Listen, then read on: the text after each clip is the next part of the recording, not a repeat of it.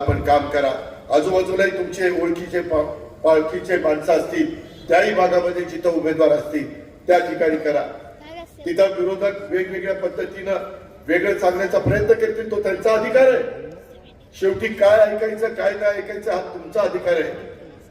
आणि तुमच्या सद्विवेक बुद्धीला स्मरून आमची कारकीर्द आठवा, आत्ताच्या वाल्यांची कारकीर्द आठवा। काय चाललंय, कसं चाललंय, आत्ताच्या लोकांना विजन आहे का आम्हाला विजन आहे, याचाही विचार करा। तुमच्या भावी पिढीचा विचार करा। या सगळ्याचा विचार केल्यानंतर आपल्या लक्षात येईल की अजित सांगतोय हेच बरोबर आहे।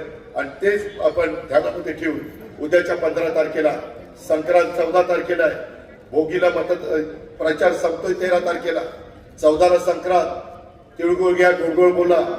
शेवटच्या दिवशी बरंच काही होण्याची शक्यता नाकारता येत नाही, पण कुठल्याही भूलथापाला बळी न पडता, कुठल्याही प्रलोभनाला बळी न पडता, कोण काय करत असेल तर काय, जर कुणाला फारच झालेला असेल तर घ्या, काय सोडू नका। काय घ्या ते मी सांगितलेलं नाही, तुमच्या सद्विवेक बुद्धीला स्मरून काय करायचं ते करा।